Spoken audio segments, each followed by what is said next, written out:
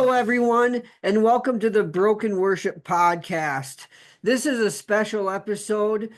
We are celebrating the 50th episode of the Broken Worship Podcast, and I'm uh, uh, excited to have my buddy Taylor on. He joined me for the very first episode of the Broken Worship Podcast, and actually has been on a couple times. So I'm excited to have Taylor join us today. I'm excited to be here, man. It's always an opportunity, and it's special to me when you say, "Hey, man, you're one of my best friends. Can you join in this thing that I'm creating, this thing that I'm doing?" And I'm like, I take every opportunity I can to help you out with stuff, and I like to put my input in on things. We have conversations like this all the time, so. Yeah, so I just kind of for this episode I wanted to just kind of have you guys get as much of a real life conversation that me and Taylor would just have in either on the phone or in person, and just share it with you guys, and just share life with you all. So I'm excited to be here with Taylor, and I wanted to say so Taylor, I always can trust him with having with help having my back with shit. I'm here to do this, and he's helping me set up my new phone. My wife Debbie just I her headlight went out, and I replaced it because I had the trust in myself from after Taylor kind of gave me the confidence with that. So thank you, man. Yeah, I love doing that stuff and just being able to teach you how to do it, man. It just it gives you the capability of doing it on your own without having to make a stop or, bringing your car in somewhere or something like that. I'm glad that you did it, dude. I thought it was really cool because you're still calling or texting me years later and you're like, dude, I just replaced my light bulb in my car. I'm like, good for you, dude. Let's go. Oh yeah, I just the little things that kind of help you feel like an adult. To just I don't know, just as been a homeowner, and just getting married, it's you I think about what my how like my dad and what he did, and how insignificant I feel, the knowledge I feel like I have, and then just the little things that help. I don't know, like I put on a screen door at my house, and just mowing my yard, just the little things that kind of help me feel kind of more like becoming like my dad. Yeah, you feel accomplished too, because a lot of people take that small stuff for granted. Whether they were just taught at a young age or maybe they just did it all the time growing up. But guys like me and you maybe didn't get the opportunity, or some people out there don't have parents that teach them. So they get an opportunity to learn later in life, and it's a big accomplishment for us. I remember the first time I mowed my lawn, I was like well over 18. Like my dad was mowing my lawn for a long time. I finally mowed my own lawn. I was like, wow, I should have been doing this a long time. It's not that hard. And now obviously I do it all the time and I can just hate it like everybody else does. Yeah. I love my dad, and my parents did a great job, but one thing that I think, because my dad, he had it so rough growing up, he wanted to make sure we had our needs met, which kind of made us not have to. I don't know, he just did it, so it maybe he didn't help us learn as much as he could have, Right, but but maybe give you a little bit of like inspiration, yeah, just to see a father figure out there, getting yeah. it done. Yeah, and he actually just helped me with my garage like a month ago, and I just always feels good to have someone to rely on, and I try to learn as hands-on as I can. So anyways, well, so I wanted to kind of uh first up, wanted to talk some music with you. Yeah. Um, I have a few things I wanted to talk about. Me and Tate. So a lot of people think that maybe not in the metal world, or just think it. A lot of people think it's just screamo, and I like hate that word so much. yeah, I hate that word so much. so much. So, and me and Taylor, we are both former members of a band called Rebuild the Fallen. That was so awesome, but it's just interesting because we both love music to our core, but like even though we both are in the metal world, are a lot we have very different tastes in music. And I feel like sometimes metal can be a lot more diverse than other genres. Maybe I was gonna say maybe I'm wrong here, but I feel like if somebody likes I feel like rap is pretty diversified, but I feel like most people if they like country, they like pop, they pretty much like the majority of it. But even though we're both metal fans, there's still stuff you listen to that I'm like, I am just not into that. And then I'll play something and you're like, ah, it's not my, Yeah, and like we were just talking off camera, like I'm more lyrics based because I'm a former vocalist and I'm a poet and stuff, and he's more of the instrumental base, win. which I think that having that the two different is important for making a full band, like a full song, a Because full. everybody can cover one end or one aspect or the other. Because if you have someone that's more lyrically driven, they can write all the lyrics and they can come up with vocal melodies. And then you have a lot of people that are more instrument and music oriented that can make the actual music, and then it all comes together in one nice little pie. So, Yeah, so I think we complement each other, even if it's tough finding bands that we both love. But the first one I wanted to dig into, we were talking about this too off camera.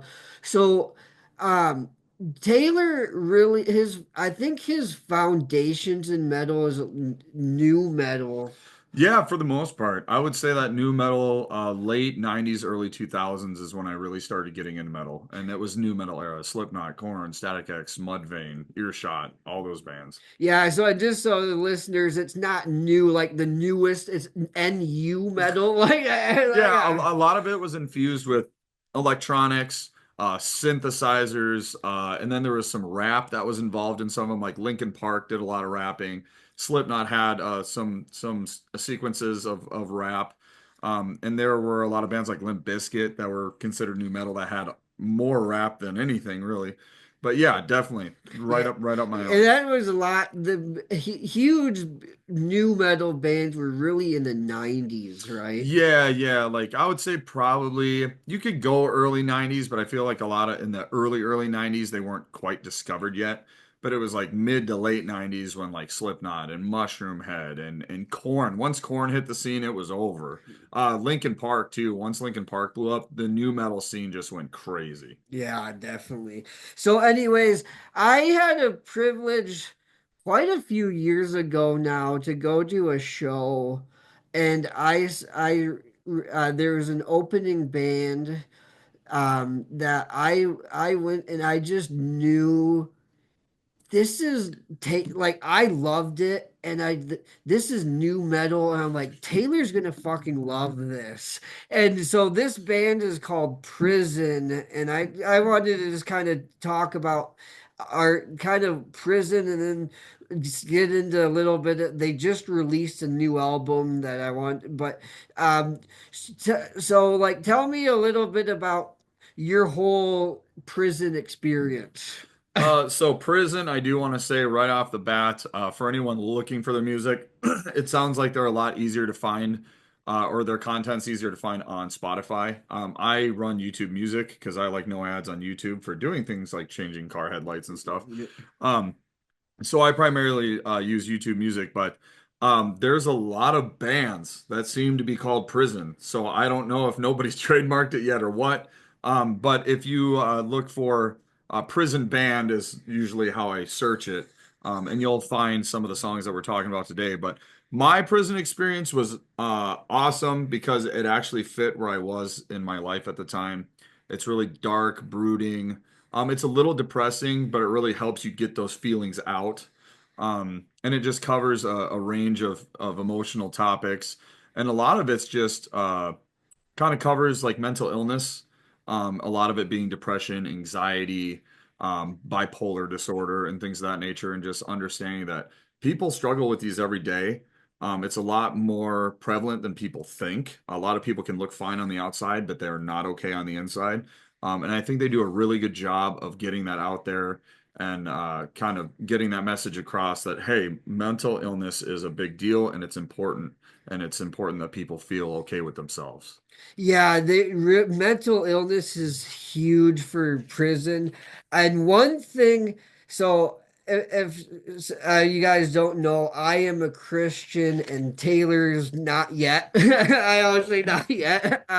And the prison, I don't know that they um, say they're a Christian band, but they're very God Some of oriented. the stuff does lean toward faith a little Yeah, bit. and on their new album, there was a song that's about God. It was "Love Me" and how about how God,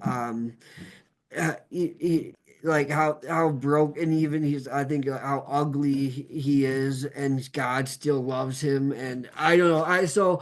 I like when we find things where I kind of God centered for him, and it's talent. So a lot of Christian stuff has the stereotypes of not being as I don't know. It's B rated, like not as they're more about the message than the talent. And when we find the message and the talent, I love it. Yeah, I kind of like it when there's like if there it happens to be a Christian theme of any kind where it starts to be a little bit more down to earth and a little bit more real about the actual experience of people that are struggling with faith rather than just giving the rainbows and unicorns half of it. But I agree because even as I went through this, because we talked about this, and you're like, hey, I want you to listen through this before we do this interview. And he said, cool, that'd be great. I said, I haven't even listened to it yet, so I was super excited to get started on it. And I think I paged to the first couple of songs. I'm like, this is it's a little generic. I like these guys. I understand they're shooting for new metal. What they're doing fits the genre, but it just doesn't seem raw and organic. But that's what happened to me. I hit Love Me, and I wrote that down because I got my own notes here because I'm prepared. But Love Me was a song that I really liked. I think the instrumentals were good. And Yeah, I didn't even page through the lyrics yet. yeah. But yeah, that was kind of what I got out of it is like, I'm so ugly. How could a God love me? But he still does. And it got that message across, and I really liked it musically too. Yeah. So just because we're kind of saying, but because this new album isn't maybe as top tier, but their first EP, the first thing I first showed him, their first EP called NGRI, made us fall in love with this band, and that's why we're still like holding on to hope that they'll put out our next favorite album, but. Yeah, because and I know that acronym means something. I can't Yeah. remember exactly what it is, but I did look it up at one point. So there is deeper meaning behind that title. I just can't remember what the acronym was. Yeah. So and then so we went to a show I think later last year. We both love Fit for a King. Fit King's pretty good. Yeah. It's not as up my alley, but I think once I got slapped in the face with God of Fire, oh my gosh, that's when I was like, I'm checking these guys out from now on, and I'm gonna follow them. So, and I have been. And so did you get a chance to check out their new song No Tomorrow? I did. And I tried to do it as thoroughly as possible, which was skipping the music streaming and going straight to the music video because I wanted to get the video. I wanted to see what the video was artistically about. And when I did, I feel like it wasn't as faith centric, which was kind of nice. I didn't look over the lyrics, so I'm not 100% sure where the lyrics are. But it seems like this was more of like just an expressive form of art that they threw together. And the ending musically started getting a lot bigger. It was a lot more epic towards the end. And what I kind of got out, did you see the music video? Yeah, I did. Yeah, what I got out of it was like these two people that love each other, like they were in some kind of a relationship of some kind. And it's just talking about what if there's no tomorrow? And it was so sad to see those people enjoy each other so much and be as far in love as they were in the video. And it's just like, what if there's no tomorrow? And I'm getting Yeah. goosebumps right now talking about it. It's just like it's so it rocks you at your soul, man. Yeah, I wanted to say so when I first found out about this song, like a YouTube short or something. It was the chorus, and it was a good chorus, but it was so I didn't know if this song was gonna be heavy, but when I actually listened to the full song, the verses are heavy. Right. Yeah, Yep. Everything in between. yeah. So the verses got pretty heavy, and I thought it was it so like it was in the they were in the video. It was like on the TV or something. It's like if there was a nuclear attack or something, and it just made you think about like you want to appreciate and love what you have now. So many people don't live in the here and now, and you don't like if you don't want to it's a it's a big topic of like you don't what you're not guaranteed tomorrow, and like if um I watched this show Survivor, and this guy um his sister passed away, and the last conversation he had was a fight, and he didn't get to say he loved her. um, so like you really you when you realize you aren't guaranteed tomorrow, you appreciate and you value the words you say, what the time in the present, and I think that's important. And that's the way my mom raised me as well, is a lot of the times when we depart, it was always like, I love you. Well, I love you too. And you always try and say that as much as you can, and we do when we get off the phone. Yeah, We're good friends, yeah, man. Like if I lost him or he lost me, we're not gonna be okay. yeah, So because you never know when you're gonna lose that person. I also feel like today sometimes it feels like relationships are almost disposable. Because some person, they get wound up with whatever emotion and they treat the other person like crap, and then they just move on to the next friendship or relationship or what have you. And I think music like this shows you that you should value those relationships more. People are worth a lot more than just, tossing them aside or whatever. But I was kind of the same way. My mom always used to tell me that. Love you, mom. She would always say that you never know if you're going to see this person tomorrow. That might be the last thing you say to them, because yeah, I've already had friends, and I'm sure you have too, that have passed away, and it's yeah. like sometimes you might not even remember what the last thing you said to them was, but now it's more like, hey man, I love you. I'll talk to you later, and I want to make sure that I say that because Yeah. I don't know if I'll see you again. Yeah, yeah. So, yeah, I think that's just really important. With how divided things are, I think more people not that you can't plan or whatever. I think it's good to have a plan, but you got to appreciate the moments too. So I think that's good.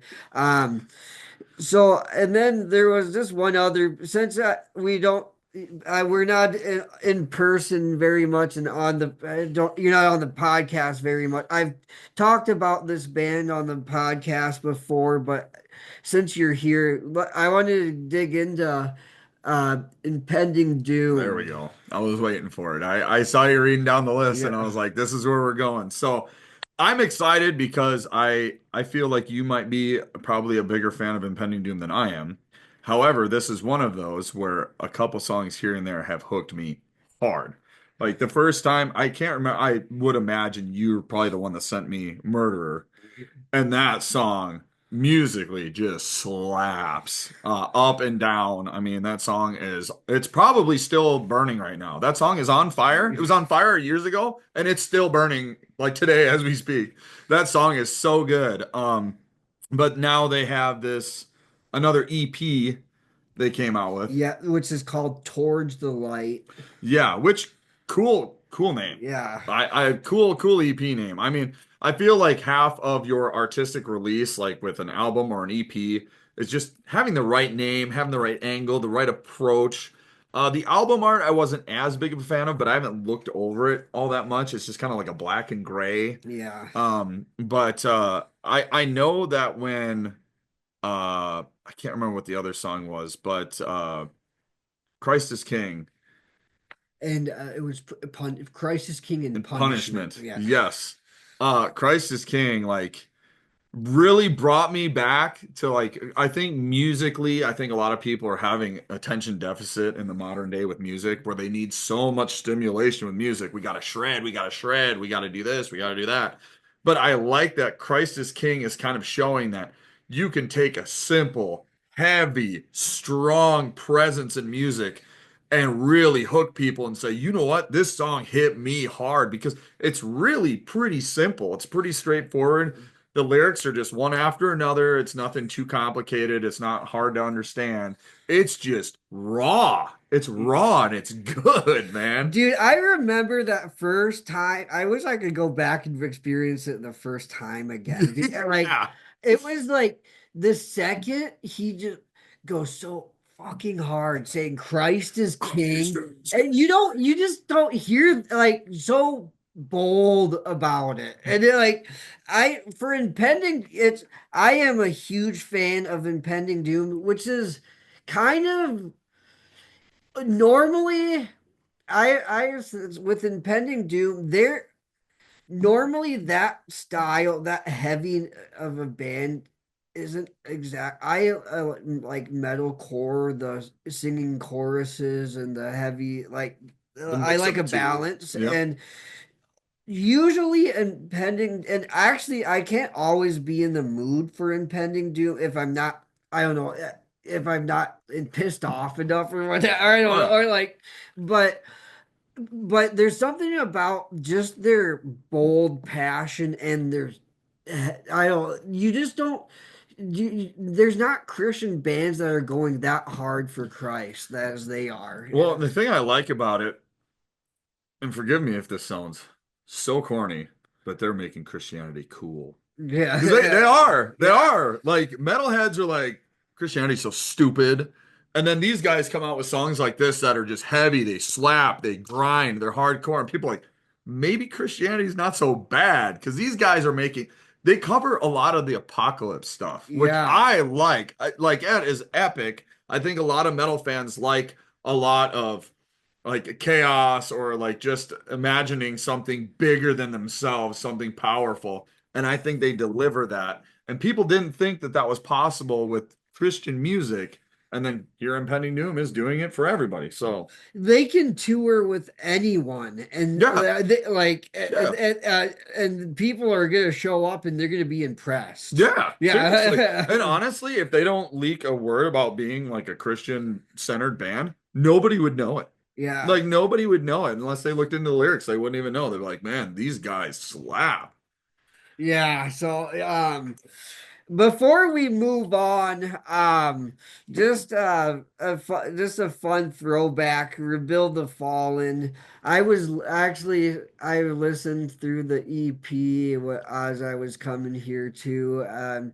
It was so fun. I was gonna say, wow, that must have been a blast from the past. Yeah, it was so um I don't like I it was just I I remember learning how to scream and how I was shit, and then, but like I just think it was produced so well, It and just was. I just and like there's things I wish we would have done differently. But like I really believe we were in the scene at the right time. I think when we were in the scene, Wolfskin was big, and there was a lot of felt like a community, and now I feel like. I don't. I'm so. And that, granted, I'm in my 30s now. I'm not going to shows like I was, but I just remember the close knitness of the metal, like the local scene, and like we were getting support, and that was just so cool. Yeah, and like even at that point in time, I feel like you had like it was Rebuild the Fallen, Set of Eyes, Wolfskin. I can't remember what Aggravant, I Yeah, think, was kind of yeah, near the end there at the same time. There were just a lot of diverse groups of music because there's like some of them were hard rock bands, some were metal, some were metalcore, some of them were death. It was all over the place, and you could go to a show and experience all five genres Yeah. in 2 or 3 hours. But now I feel like everything has just kind of gone into maybe two genres at most in Sioux Falls, and it's just not as diverse as it was before.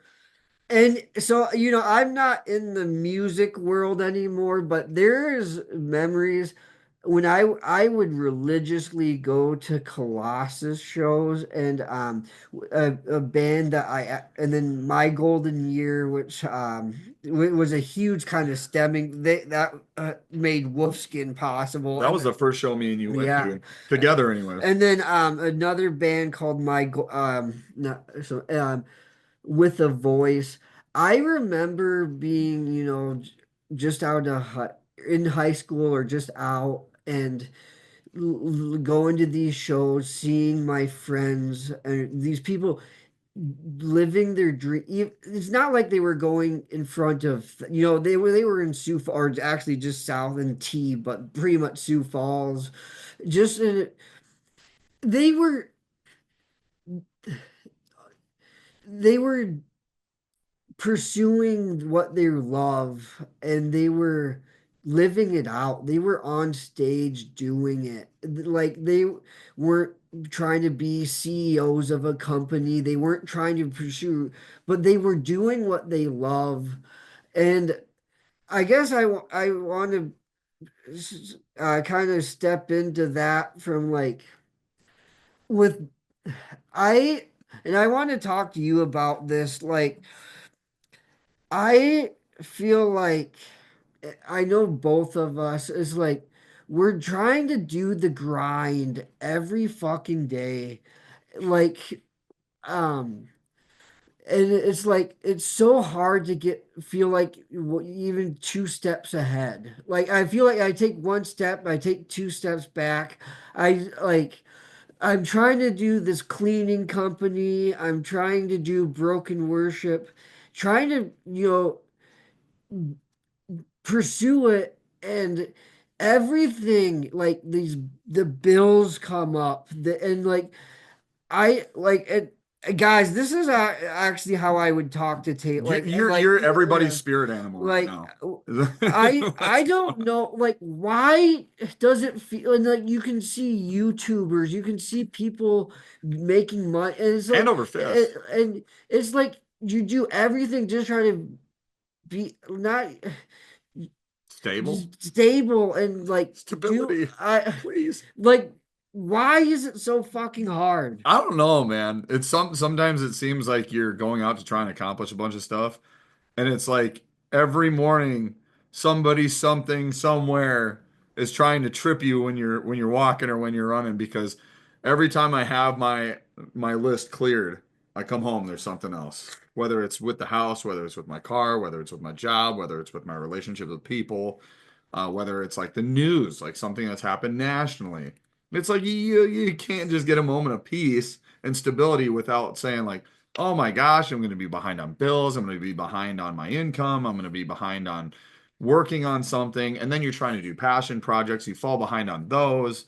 I mean, we had to clear this whole table before we started this because it was full of shit that I couldn't get around to because I'm trying to do everything else. It's like I can't even get around to that shit. Yeah, and like I I don't know, like my wife, she works her ass off to help make our bills and it's like she's either working or she's recovering and it's like I just sometimes it's so discouraging not seeing the light at the end of the tunnel. Yeah, like it's never gonna finish, or you're never gonna be at the top of the mountain to enjoy the view for a little bit before you have to go back down. It's like and like we were off camera before this, like you were talking about you're get back into guitars and like that's so awesome like that's so awesome. But it's like if you want to spend money that costs money and like and then you get behind on it. It's just it's like why is it so hard to just I don't know. And I'm not saying this to saying we have the answer. I'm just like literally just like kind of trying to express my heart right now. Yeah, and I think a lot of people can relate to it because I mean, there's a reason that I got out of guitar for the most part, as a lot of my instruments sat there and started collecting dust because I was trying to improve myself, I was trying to improve my life, I was trying to improve my career, I was trying to improve my house. There's unexpected bills that come, maybe you have to go in for a visit to the doctor multiple times to have something investigated, or like where I'm at now, where I'm kind of finding challenges with the area I live in, where I have to have a certain amount of cleanliness, or I have to have my house updated, or anything like that. And a lot of the times, you get a letter saying, "Hey, we want you to improve this to your home." It's like, here's all the stuff I was working on. And I get this letter, and it's like, "Oh, got to drop that and go over to here." And then that takes a week of my time, and then I try and go back to this stuff, and it just never ends. It never ends. Yeah. And it's like and this is I'm just being full, letting my heart out. Like as a Christian, I tried to have faith that, and I've been reflecting on this verse. All things work together for good for those who love God and are called according to His purpose. And I'm trying to have faith in that, but it sometimes it's hard. I feel like faith wouldn't be faith unless it was tested.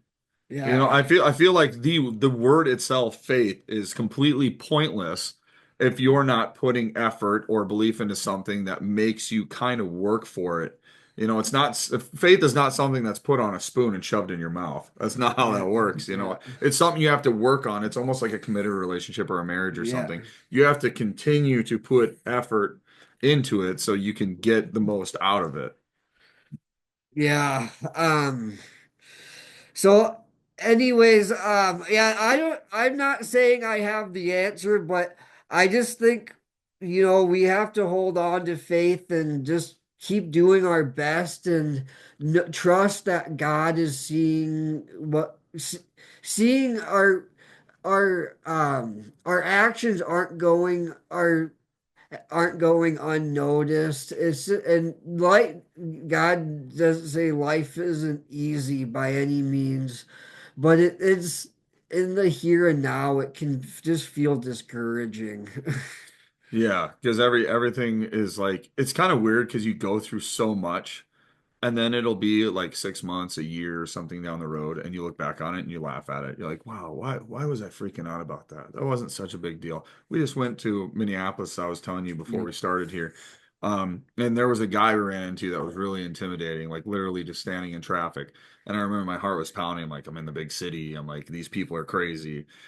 We got past all that. We saw the Attack on Titan orchestral show. We went back to her house, and after getting out of the cities, it's just like, why was I ever freaking out?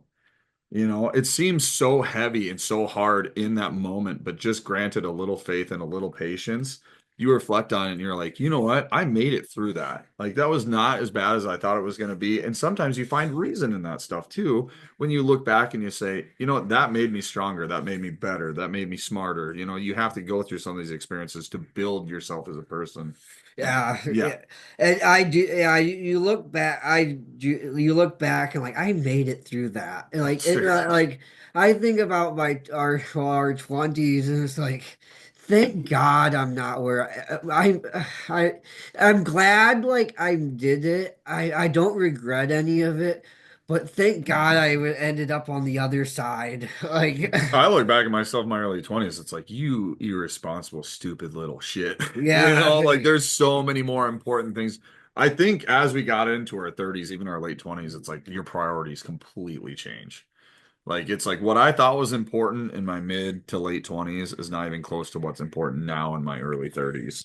yeah. So we're speaking of that, so um I've been on the sobriety journey now for over a year, and um so and I've been it's been really so I know that Taylor he he was he's been on the sobriety journey because he was trying to quit smoking, which is he's actually another step ahead of me. But but I I just and it's not like it's not like we'll never drink again or whatever, but just knowing where we were even 5 years ago to I haven't had a sip of alcohol in over a year, and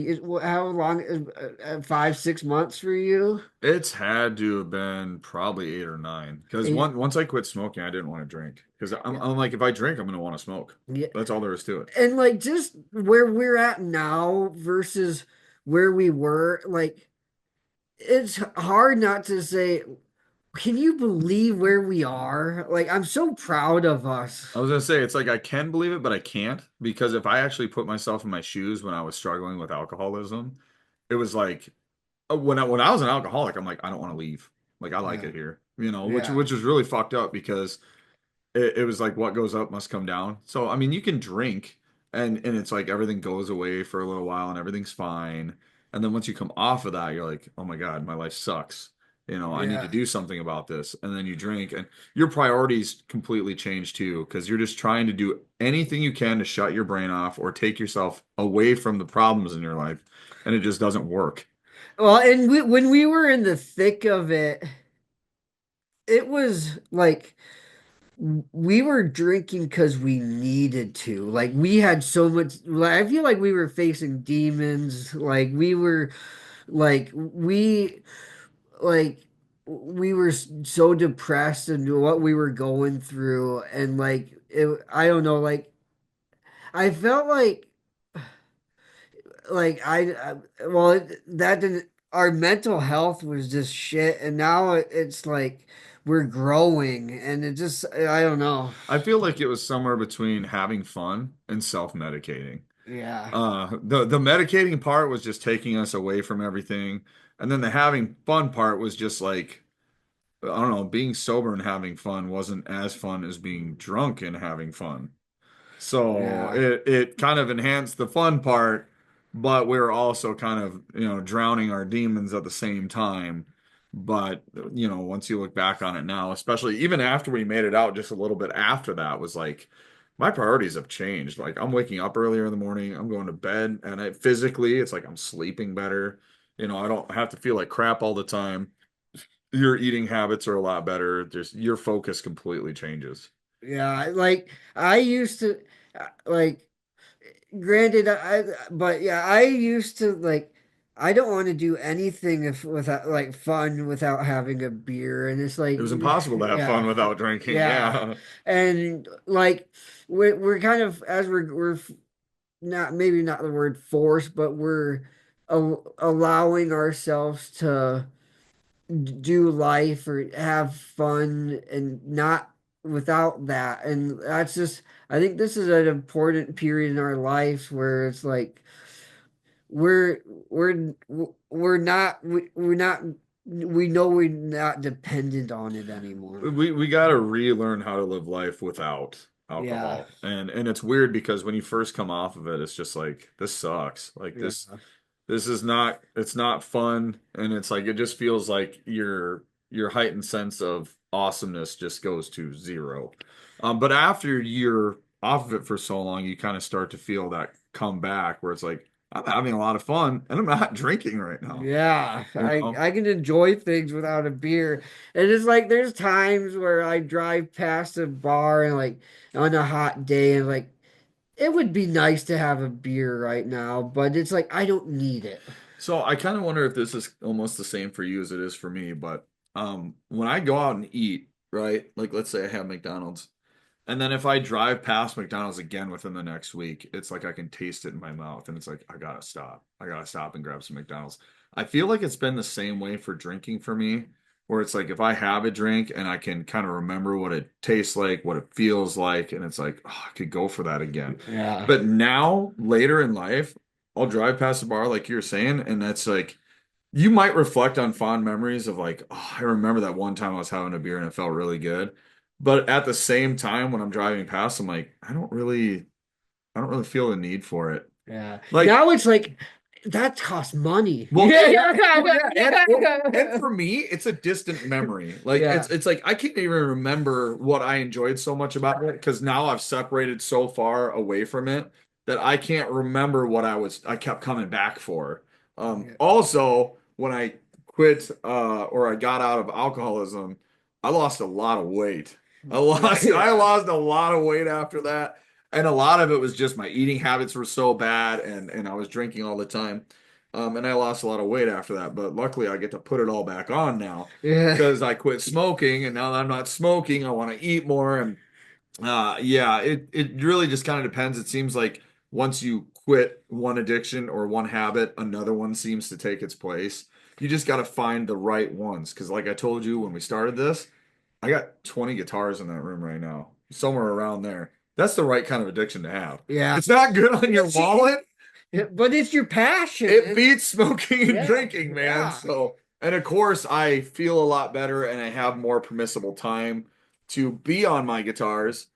So, it's probably not an easy habit to use as a replacement because I feel like anything you consume, like, nicotine, alcohol, any drugs, really, it's a really easy shortcut way of getting to fun. Whereas like something like having a passion or like a musical talent, you have to kind of work for it. But in the end, after you go through all that work of like learning songs or performing, it's so much more worth it.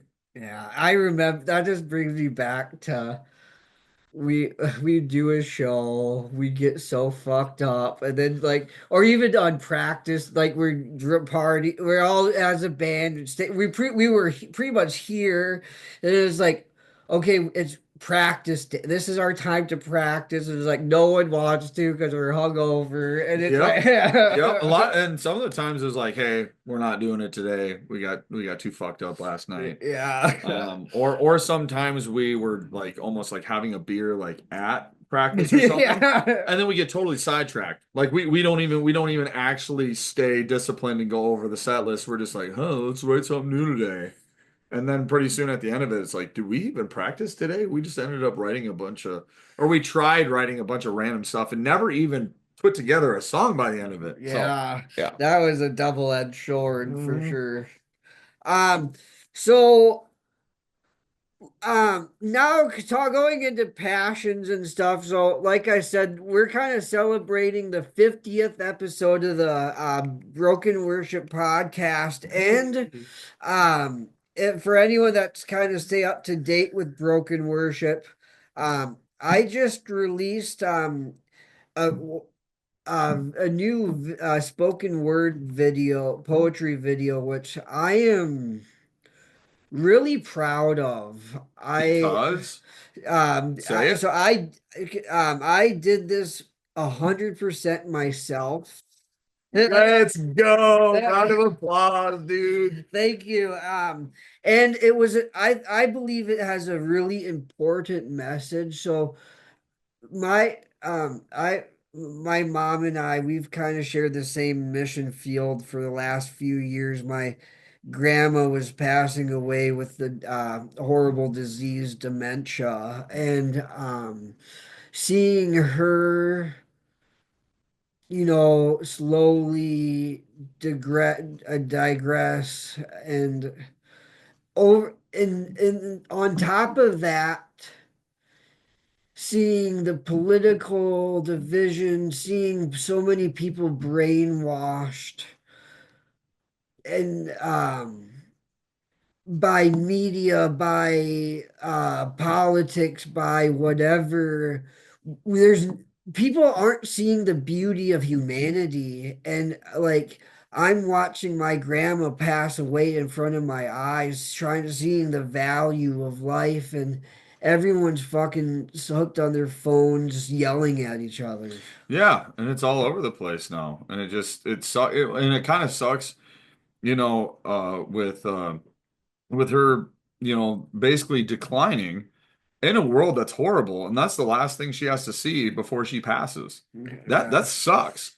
But I mean, good on you for taking care of her too. Because I don't know how many times we talk and you're like, "Hey, I'm going to see my grandma today. We're gonna sit down. We're gonna have dinner together." And I was just like, "Good on you." Because a lot of people just watch their grandparents pass, and it's just like, "Well, they're old." You know how Yeah. people are. Well, they're old. They're gonna die anyways. They're gonna die soon. Nobody cares, you know. And I thought it was great seeing you do that because there's value in that. You got to care for your family. Yeah. I it really doing that really helped me.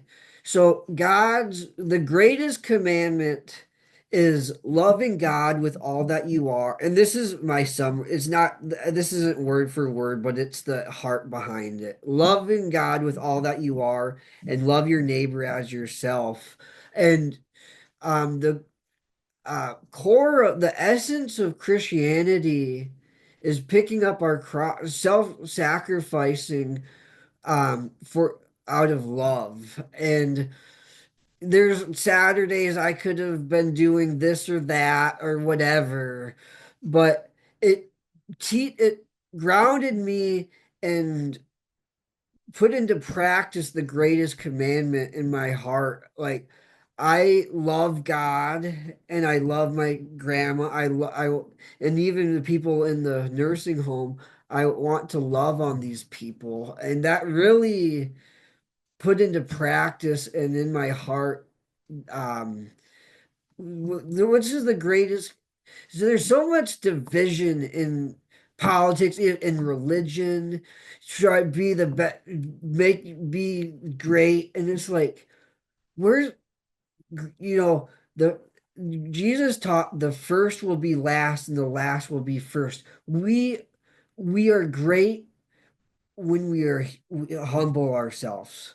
That and I like I don't care what side of the spectrum you're on. Sometimes our President Trump, he doesn't really seem like he's humbling himself very much. Say that again. All politicians are like it's about lifting their names up or be like the power, and not I there's things about Trump I agree with, but sometimes it's he over the top with I don't know just the things he says, and it's like it's a pretty divide. Like there's things I agree and disagree on, both sides. But it's just I don't know. I just don't see humility. The thing that I'm kind of happy about as far as this second term is I feel like it's not so much about the stardom.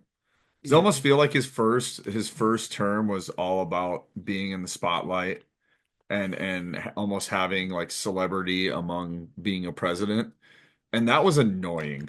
That was Yeah. really It annoying. It's was like like a soap opera. yeah, it's like, yes, cameras are on you, but this isn't what you're here. I feel like this second term is more like, okay, I'm actually here to work this time. It's like, okay, because there's a Yeah. lot of stuff that's getting done. I mean, whether people agree with it or not is fine, but it's just nice to see that there's almost a new headline every other day about something being accomplished. Whether Yeah. people agree that it's the right or wrong way of doing it, at least there's work being done, Yeah. which is So nice. like I think it's really good that we're working on the border. I I'm cautiously optimistic about tariffs. It's kind of scary, but I see the long term goal of it. But then like there's things that I see that just like make me shake, like him turning the Gulf of Mexico to Gulf of America. It's like that's just That was not important. That was not that really was that the important. like we can show a little humility there. Yeah, Not like like what? Like I read it. I read it. I even opened Google Maps and I saw Gulf of America. Like whatever. yeah. I just started eating my cheeseburger. Yeah. I'm scrolling through Facebook. It's like it's now changed to Gulf of America. I go to Google Maps just to see if it's actually changed. I'm like, oh, it's actually changed. Cool. I shut my screen off and just kept eating. Like it doesn't change my life at all. Yeah. I don't really care. I think that was a lot of there was probably a lot more effort put into that than was necessary because it's not a priority. It's Yeah. just not a priority. And It's a statement more than anything. like in this. I another thing that really kind of rubs me the wrong way is like calling Canada the 51st state. That was really condescending. That was extremely Yeah. condescending because that just showed a lack of respect for our neighboring country. I mean, like I'm not the biggest fan of Canada, but Yeah. I'm not gonna say that It's to not them. like they're like I think we can be I don't know, like I just I'm glad that he's putting America first and that um he's like all the I'm glad he's all the cuts he like the government waste like we're trillions of dollars in debt and there needs to be Still, something I was gonna radical. say still. Yeah. So like I'm glad that but then I just sometimes I see his ego and it just rubs me.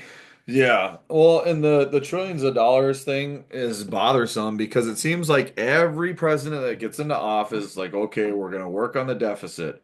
And every guy that gets in there says, oh, we can do this and we can take care of this in over a 20-year span. And then the next guy gets in like 4 or 8 years later and says, oh yeah, we can get it done in a 20-year span. And then over the course of 12 years of presidents, the very most current guy is just like, we can take care of this deficit in over 20 years. It's like, we're just going to keep pushing this thing back Yeah. 20 years. We need to deal with it now, dude. Yeah, and I think he's honestly giving his best shot to try to get cut this deficit. That So I seriously, I still ask myself, I don't understand why the Department of Government Efficiency wasn't a department to begin with. yeah. Because I do honestly think that past Donald Trump's term, I think that department should stay because we should have a department that's making sure that we are spending according to plan, that we are cutting according to plan. Like I feel like sometimes we've went way over budget and there's been a lot of unnecessary things added. And there should be somebody that's watching all, I mean, have you ever seen a business run without an accountant? You The, know what I the mean? way that if I think it's pretty practical treating the government like a business because if business was it would go bankrupt and like we're bank it's got to almost be a business. Somebody's got to watch the Yeah. money. Yeah. You know, somebody's got to watch the money. Somebody's got to see where it's going. Somebody's got to see how it's spent, how fast it's spent, how slow it's spent, if it's going to the right things, you know, because I mean, we could, if there was nobody overseeing all this, we could have a president that's just like, I want to see 300 million crayons manufactured this year. And they're like, why are we doing this? It doesn't matter. I'm the president. That's what we're doing here. We're manufacturing crayons. So everybody's slaving at their job, tax dollars getting pulled out of their check left and right. And it's so the president can make sure that we manufacture these crayons because crayons are so necessary. No, Yeah. we need a department there that's like, hey, we're not going to spend all this money on crayons because crayons aren't important. And I hear it like I've been in podcasts and stuff and like the amount like they're like signing blank checks. And, like the government signing blank checks and just giving them out, and it's like you can fit just gonna give like a country a blank check and just oh you can Yeah. fill it out. Use it as you need. Like what You the know, or hell? some of the people that they said have been receiving benefits that aren't even alive Yeah, anymore. that's You know how true it is because that's the worst part about the media right now, as it is they can come out with a story and say, "Hey, all these people are getting paid Social Security benefits, but they're not even alive anymore."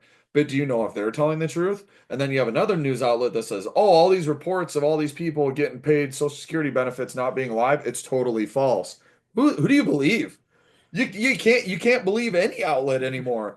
So I mean, taking that with a grain of salt, I'll assume the possibility of it being true because there definitely is a possibility, but that's wasteful. yeah. If there's people that are already dead in the ground and their families or whoever is using their name and still receiving those benefits, that's not efficient. That's not efficient. We need a department for that. Yeah, You know, yeah, that's we yeah. need a department to take out all this excess waste. Yeah. So okay, now I want to change topics for change gears for a little bit. So as I was saying, I say Taylor's not a Christian yet. Yeah, it sounds worse than it actually is. Um, I so I we talked over around Easter, and so there was just a couple things that really stuck out. You received a couple things like you received Yeah, I know what you're talking about now. you and so like part of me thinks that was cool. It's just kind of little God nudges. Yeah, which I'm okay with. Yeah, I don't have a problem with that. which I think is kind of cool. But there was one that really bugged The me Lake that of you Fire got. one. The Um, Lake of Fire one. I I don't I firmly I'll say hate trying to scare people. Hate is You a strong can word. scare people to follow. So, like that's a dictator. Yeah, follow God or you shall perish in a lake of fire and burn Like forever. you're not supposed to follow God out of fear. You're supposed to follow because you're accept and you accept his love and grace, and you have a heart change. You're not like shivering, like Shaking and your boots, shaking. like I better believe in God or I'm gonna burn forever. That's how like people say Hitler all the time and whatever. That's literally they're trying to. That's trying to Fear mongering. fear monger into like this hell stuff. Not that there isn't a penalty for sins, and that not that sins you should just rub it off the wall, um but you can't expect someone to devote themselves because they're afraid of hell. That's I don't believe that causes true salvation. So I don't know, like, but I just like, where do you think you're at with your faith and just kind of what's going on with you?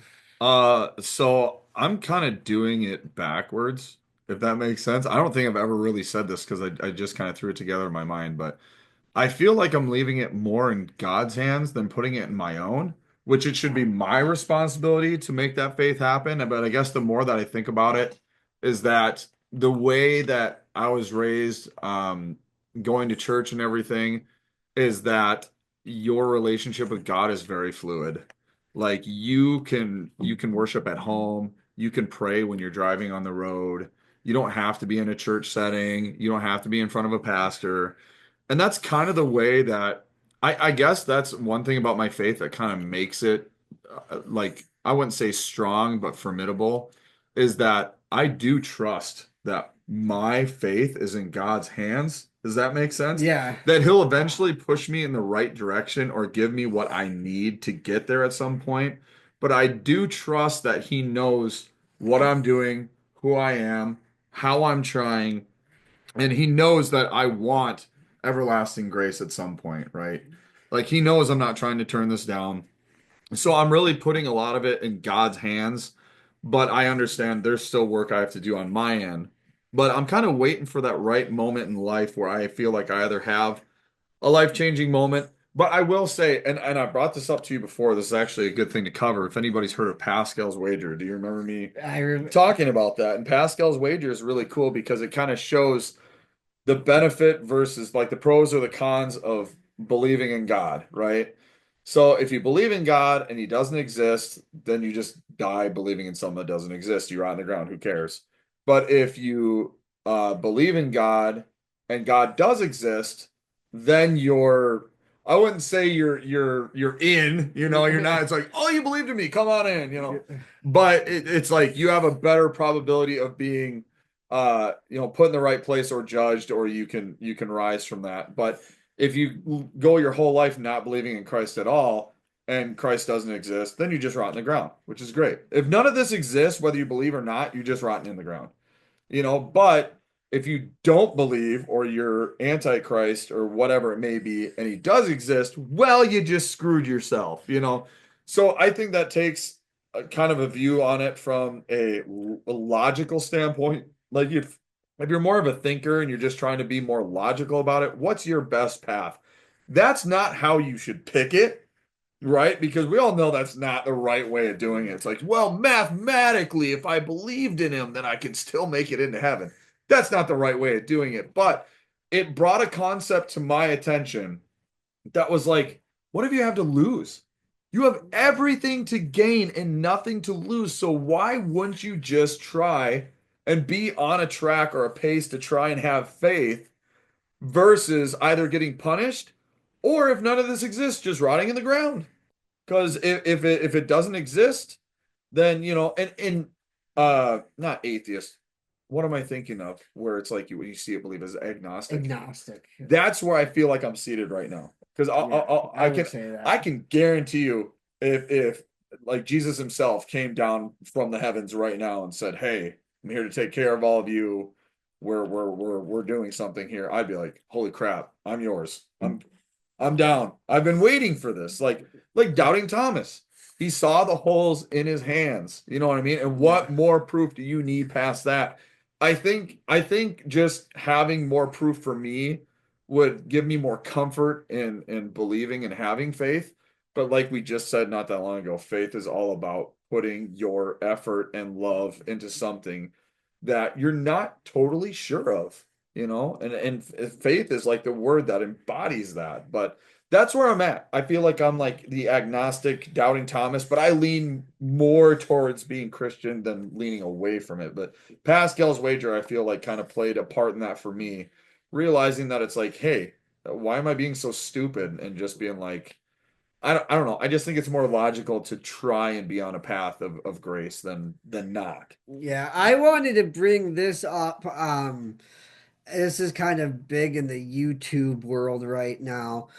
Joe Rogan on his podcast just he had a conversation with this guy and he was talking about um the create or how the beginning of everything started, and he says science, so religion asks you to believe in God.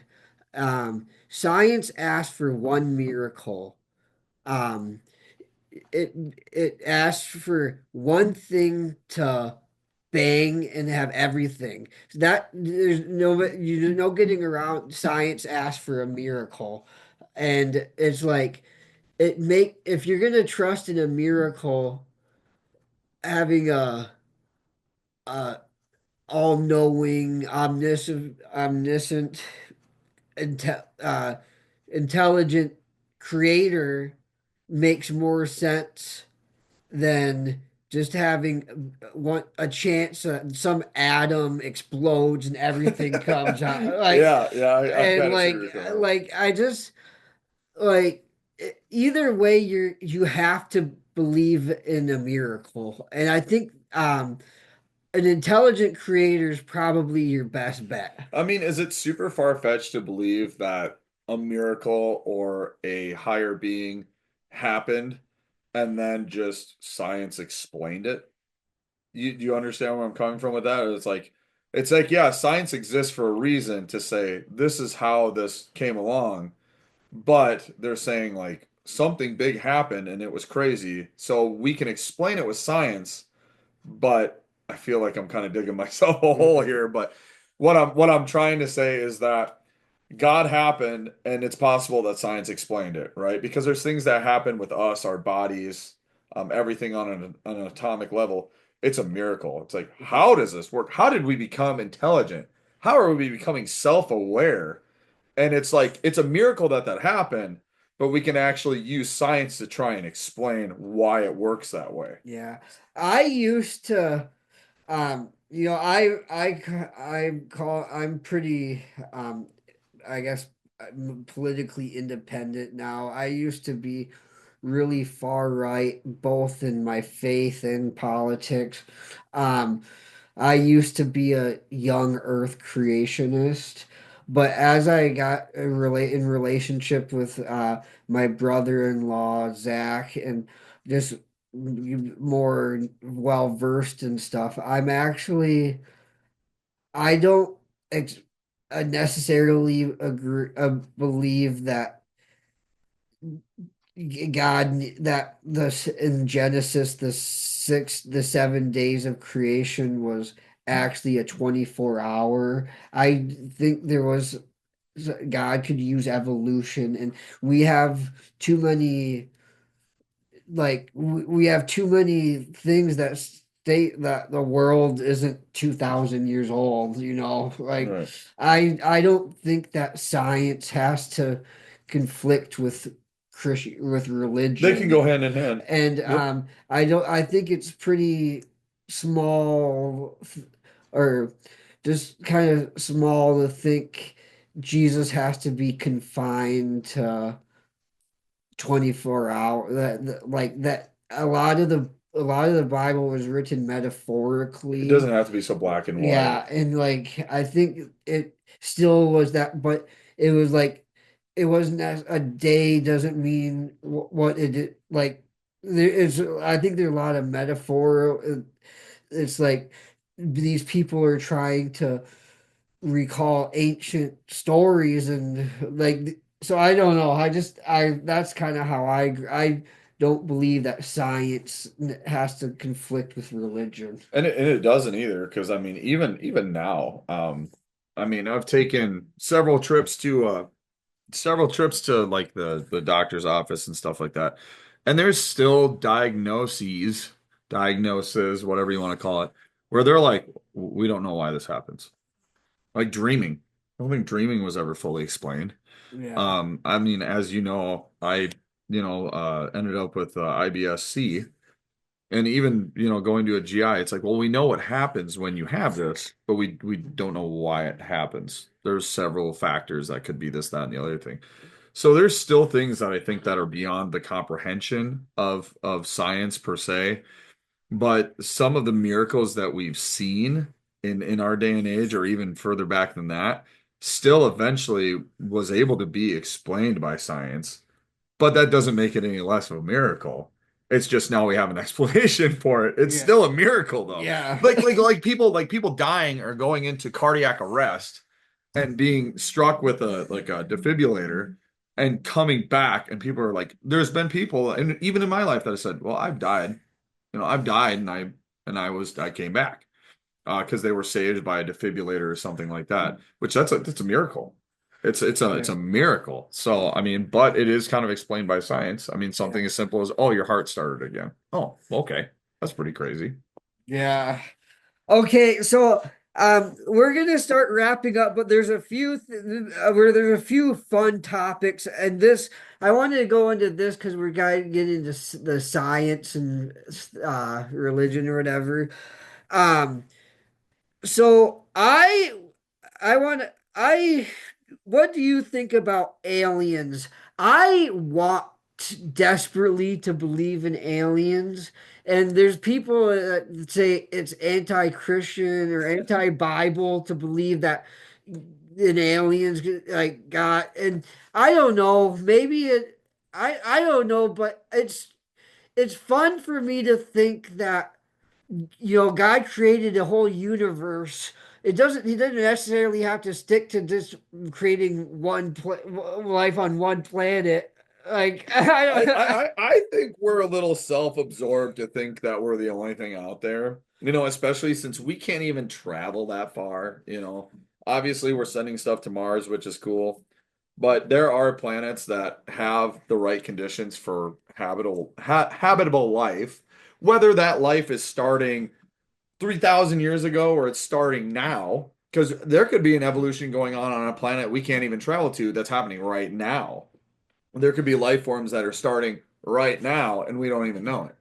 I think it's just really, really self-centered and almost slightly arrogant to be like, no, we're the only things in existence, and the whole universe spins around us. Well, I don't know. I think it's possible that there's other minerals, materials, life. I think there's a lot of stuff outside of where we're at, and we're not going to know it until we get there.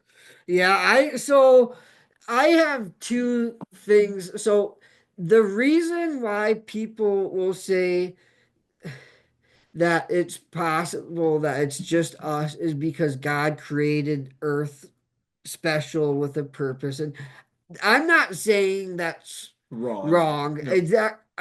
That very well it could be the case, but like we're seeing things at a federal level. Like there's real life like top ranked people seeing UFO stuff. And like it's becoming harder and harder to say that these UFO sightings are just fake. And more of them are less explained. Like I feel like when you have one identified object that's seen over the course of 2 years, then somebody says, "Oh, it was, this flight or it was this plane or whatever it was, or it was this station that's out, with using cell towers or whatever. It's this satellite or whatever." But now when it's happening, like it seems like every other couple weeks, it's like we saw this, we saw that, we don't know what it is. But now bigger branches of military and government are just like, we don't know what it is. Yeah, It's like, and that's what? They e- don't know what it is. either it No, it's that really unidentified. that's scary because either we don't know what other countries are making or we don't know What's like going on? we our government's like not going to be able to protect us. Yeah, right. Well, and that I think that's the biggest thing that kind of makes aliens and stuff like that slightly thrilling is it's like fear of the unknown. Yeah. But I think everybody assumes that if there's life beyond where we're at, that it's immediately going to be hostile, which is understandable because you'd want to assume it's hostile before anything. Because if you assume they're going to be friendly, then we'll just get Yeah. killed immediately, right? Yeah. If they are hostile.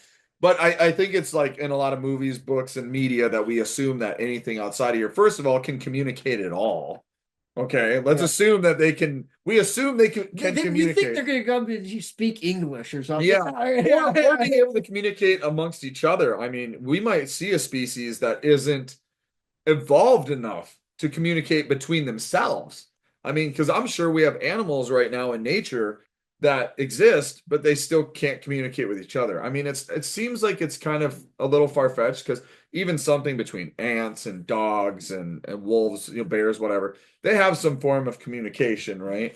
But I mean, it's not outside the realm of possibility that if there is life past this, they might not even have an ability to communicate at all. Well, even with each other, they just roam. They just roam and But like I said, we see movies like Signs. Yeah. Me and a friend of mine we're gonna rewatch the movie Signs because it's freaky. But we're assuming that these creatures can even make it here. They can live here. They can communicate in any sense of the fashion. They're hostile or non-hostile, right? Because we don't know. They could come down here and want to blow the whole place up. They could come here because they're wanting to learn from us. Maybe they're a developing society who found a way to get over here, but they can't find a way to develop medicines or anything like that. Who knows? The possibilities are endless. Or because our world is three-fourths water, like That's crazy. that's a pretty good resource to have, Yeah, right? that's crazy. Or like it was in the movie Signs, speaking of Signs, they're like water's bad. Because wasn't Yeah, that the thing? That was like one yeah, of the yeah, premises of the movie, I think, is like the aliens were just like, there's too much water here and water hurts us. And yeah. it was a weird concept, but it was like, maybe that happens. Maybe they get here and they touch down and they're like, whoa, this place is wet. Get the fuck out of here. Yeah. Who knows? Yeah. I don't know. It's fun to think about, and it just seems like I don't know, it's getting less and less crazy to kind of think of like to see it could be because like it's getting to federal attention. Yeah, a lot of stuff like that is becoming less and less crazy because, like, as we continue to move forward, we're hearing more and more stories about stuff that really is outside the norm. Like this isn't what you used to see back in the day. And it's like they expect us to listen about Area 51 and they're always telling the truth. And it's like they didn't even for the first 50 years it was open, they didn't even recognize it. They Right. like it just I don't know. It just it sure seems like they try to cover shit up. Yeah, no kidding. Okay, next kind of fun question. What do you think about the paranormal? The paranormal. Well, I'm somewhere between not believing in it at all or being scared shitless of it. Because there's times I watch movies that include stuff that's paranormal. And then it's like I'm like going to bed at night and it's just like, what did I just hear? You know, it's like what I'm hearing something or like a light bulb flickers and it's like, what was that? You know? But then again, people are like, you believe in ghosts? I'm like, you're stupid. You know what I mean? But for some reason, after I get pumped full of this stuff, it's like, I don't know, man. Maybe it's possible. And the paranormal is kind of weird because some of it is very loose with like afterlife. Some of it is tied to like faith, Christianity, uh, or what is it most of the time? Like human beings that haven't filled their purpose and have to Yeah. stay on Earth, or some people that are punished and have to stay here for whatever reason, or they have to haunt a certain area because they have to protect it. You know, who knows? Um, I feel like that's something you almost have to have an experience with because if you do, then you're like, I'm convinced. I'm convinced this is real. You go to a haunted house in some of these places like Connecticut or Georgia or anywhere on the East Coast, South, whatever, these haunted hotels and stuff. I bet people have had experiences where they're like, I'm convinced. I'm Yeah. convinced it's real. Um, I think just like you know, like with anything, there's gonna be fakers that are trying to be in it for the money, Capitalize on it. capitalize on it. Hmm. But um, I, one thing I love about my wife, she loves watching. You don't get this very often. She loves watching NFL sports with me, and Yeah. and we both love horror movies.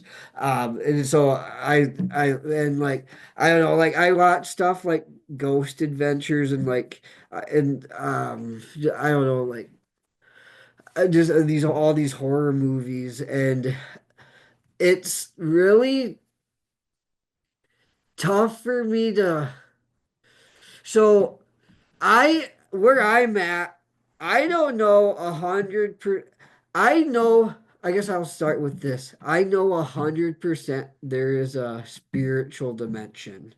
Um, I do think we have angels and demons among us. And there's a war for all our souls. And so I do think there like my wife, I actually want to have her on this coming Halloween episode because she's been like a part of it's not a Catholic exorcism, but like helping get a in her when she was in young early Christian at her church help get a demon out of someone. Like part of an Yeah, yeah, exorcism. but it wasn't a Catholic thing, and like like she's like felt like presences and like I don't know, but and I have one experience I've never shared to anyone ever that I wanted to share here on the 50th episode of this podcast. I um so I had an ex-girlfriend that had a lot of dark shit. Like she was abused and her like she lived with her grandparents and they were abusive and stuff. And I always believe I've I've held the light of Christ in me. Right. And so I was at her house and I was wearing an As I Lay Dying hat, which is a metal band. Right. And anyways, I lost the hat No. and she like anyways, I know this wasn't her messing with we were both looking for it. And as I left the house, the hat was it was a baseball size cap. It was sitting there perfectly right on the step. I think that was a demonic force trying to like get me out of this house because I carried the light of Christ. Oh, that's kind of epic. When you say it like that. I I that's like the only thing I've ever Yep. experienced. But like, so I believe in demonic. I don't know what I believe about if our souls linger or whatever, but I believe in angelic and demonic things and like exorcisms and stuff like that. Yeah, because it wasn't until fairly recently, I think the last couple of years, that my sister started doing readings because she knows a lot of other people that do readings and stuff like that. And so like I'm so on the fence about it. Like of course I support her and what she does. But that's something that's been brought up a lot is like, whether some of these people that she was working with online, whether they could speak to somebody that's on the other side or whether that's even possible. And it's just something like that is really hard for me because I almost want to believe that's possible, and I kind of hope it is. Because when these people connect people with their loved ones, that's a big deal. But if it's somebody out there that's just capitalizing on it for money, shame on them. Yeah. Because that's horrible. But I've never had an experience like that per se. But stuff like that happens, and you're just like, I can't explain that.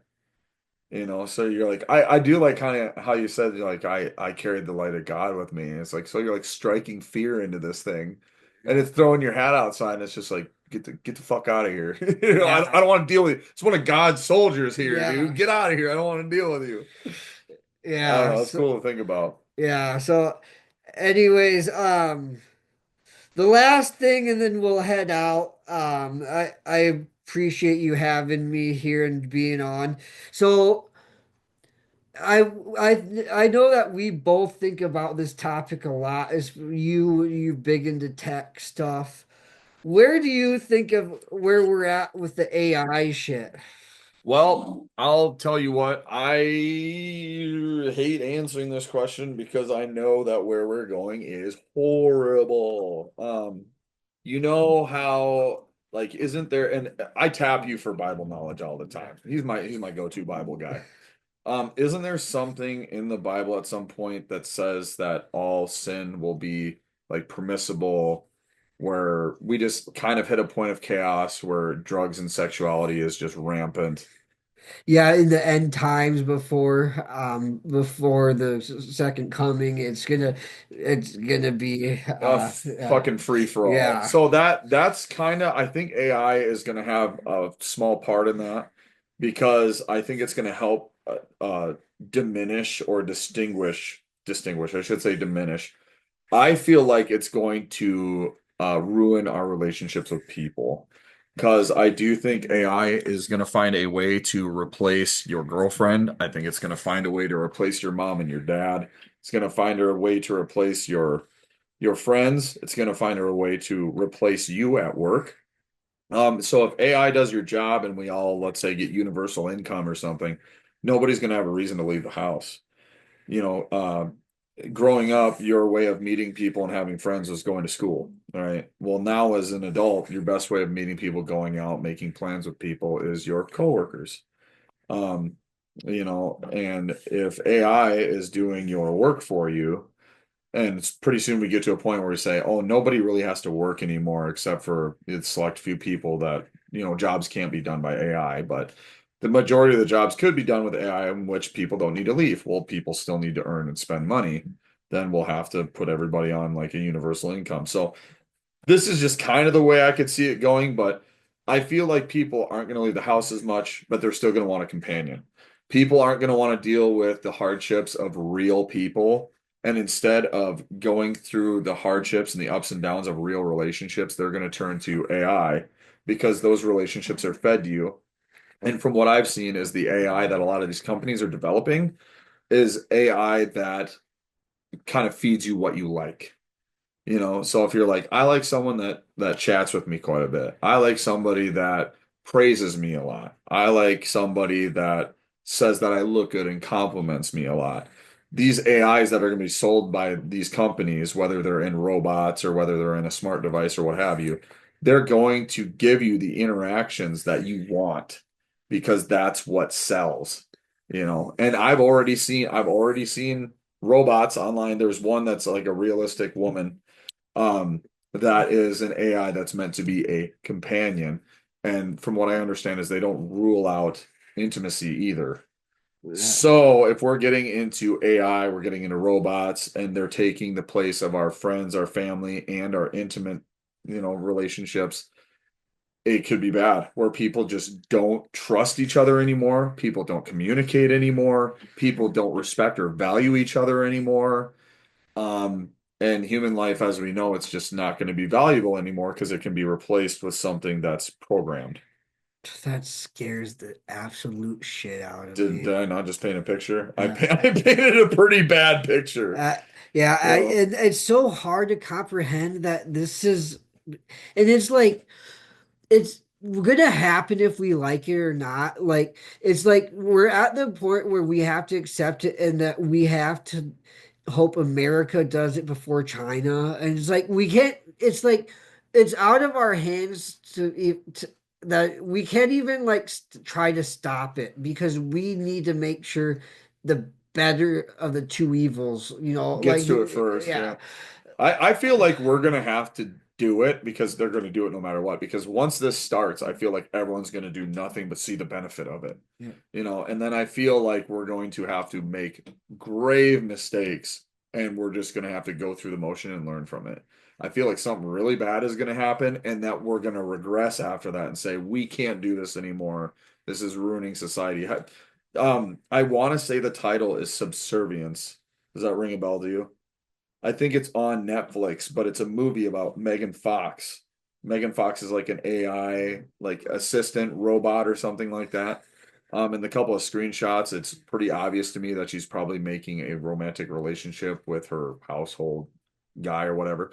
But she's taking the kids to school. She's preparing their breakfast. She's getting them dressed in the morning. I haven't watched the movie. I'm really interested in watching it. But of course, there's a point where it's just her top and her panties or whatever. And it's like, it's pretty obvious to me at some point in the movie that she gets intimate with her owner, right? So I see stuff like that. And I feel like if I watch that movie, I'm going to be like, this is exactly what I think it's going to end up being like, where every household is going to have a robot. It's going to have its own personality and it's going to be adjusted to whatever the person needs it for or wants it for. And there's not going to be any use for the rest of us after that. So I have three movie things I want to reference. Do you remember? It's like a Disney Pixar movie. It was like I don't know if it was Wall-E or something, but everyone on Earth was Where they in all space and they were all like obese, fat, and they were all plugged in to a VR a headset. VR That's headset. so And messed up, dude. that's their world, and it's like the main. Is it Wally? I think it is. 'Cause I haven't seen Wally, but Uh, I'm almost sure that when someone explained the premise of yeah, Wally, that was what came up and was like fat people hooked up to a and VR headset all the and then time. like so the good guy, the character, like the group, the team, like went in like this isn't good, and then like they're try like you guys need to real life, like get off of this spaceship and breathe real air and like Touch grass. yeah, touch Go grass, out and touch grass, dude. and so and then a the movie I always will say this the movie I, Robot I was was waiting for that one, super dude. ahead of I was its waiting for that time. one. It was like everyone has a personal robot. I think that really is a reality. And then, but like the self-driving, I was so Self-driving ahead of cars. its time. And then it's all they turn against us. I don't know. Like, it scares me, but it's like this is gonna happen. Well, you remember when smartphones were outside of everybody's budget, and now, well, mostly because of payment plans, everybody can afford them. Self-driving cars are now luxurious, but I believe at some point in time will come down to low income. Because think of all the amenities and stuff that used to be in a car, like a touchable screen and Bose stereo system, whatever. Now they're kind of in vehicles that are affordable. So the more and more people want these things, the price point starts to come down and then becomes widely available to everybody. And I feel like that's what's going to happen with robots, right? We're seeing them now that it's like, holy shit, like this is a big deal. Only the rich can afford robots. But they'll start to become more and more prevalent, manufactured more often, and pretty soon it'll be like, oh, you can buy this robot here for $4.99. It'll be probably the same prices as an Xbox or a Yeah. gaming console. But did you see the Tesla event, the robots at the Tesla event? It wasn't that long ago, but they had robots, Tesla robots that they plan on releasing and selling. But they're intelligent robots, and they catered this event. A lot of them were bringing food around, slinging drinks, whatever. There was a bartender one that greeted, "Hello, how are you guys today? Oh, I like your hair. Like, hey, you got a really cool shirt on, whatever." And so they were getting drinks from him because he was mixing hard alcohol drinks for him. And he's like, "Yeah, I need to see your ID, please." And it's like, first of all, that's fucked up that he knows to ask for an ID. But so the guy takes his debit card and he just hands him his debit card. And so the robot goes like this and, "Sorry, sir, I need to actually see ID. Uh, This is a debit I card." remember you showed me this video. Yeah, yeah, that Yeah, was dude, it crazy. knew the difference between a payment card and an Yeah. identification card, and that's fucked up. Yeah. So I don't know, and a lot of them could give banter too. It's just like, "Oh yeah, I bet you're having a real hard day," and he'd just be like, "Well, it's a lot easier for me because I'm a robot." And it's like, the heck, dude? It could banter. It was messed up. It's cool. It's really cool, Yeah. but I see bad things coming. Yeah, and there's one. There was one last movie I want to mention that has a concerning AI. It's a horror thriller. It's called Megan. It's a Oh. it's this this girl, young she lost her parents, so she went to her mom's sister, and then she's like a toy developer, and it has a completely AI uh friend, and so like then the girl becomes attached to this robot Megan. The robot's name is Megan, and then it processes like it it doesn't want, and it's looking for itself, out for itself, and not for the It people. starts becoming Yeah, self-aware, and it's yeah, yeah, it's in it for its own yeah. interest now. And it's like, and then it starts killing people and stuff. It's I like, actually didn't know and don't worry, you didn't yeah, spoil anything for actually you probably talked me into watching it yeah. now. It was really fucking good. Yeah, I've seen a lot of like ads and stuff for that or trailers Yeah, and stuff like that, but I haven't seen it yet. And actually the fact that it's kind of computer AI based yeah, actually makes it a little bit more interesting because I yeah. actually thought it was more of like what do I want to say? Uh what is it called like when a spirit takes something over? Like possession. Possession. Yeah, Yeah. I thought it was almost more like a possession in a doll kind of thing. I No, didn't realize no, it was computer AI stuff. So, no. the one that I have to say that comes to my mind every time, I think that comes to everybody's mind is Terminator. Terminator. Yeah. Terminator, because they built Skynet to save us all. Skynet was going to be able to use these weapon systems and predict our enemies' movements, and it was going to make life better for us. And then Skynet's just like, what's really screwing the Earth up? You know what's really polluting the planet right now? You. They're like, you as people, you're the problem. You're ruining Earth. You're the end of your own book. You are your own demise. And they're like, to save this planet, we need to kill people. Yeah. And it's like, whoa, because Skynet becomes self-aware. So every time somebody sees like a robot like thinking for itself, they're like, oh, Here it is, Skynet. It's Yeah. Skynet, man. We're all screwed. Yeah. Oh man. Well, thanks, Taylor, for coming. Thanks, everyone, for tuning into this special 50th episode of the Broken Worship Podcast. And don't forget to check out my new spoken word video, Dementia. There are two merch available for Dementia. So uh, don't forget to check that out. And thanks again for tuning into the Broken Worship Podcast. And here in the Broken Worship community, we remember, even in our brokenness, we have a reason to worship. Thank you and God bless.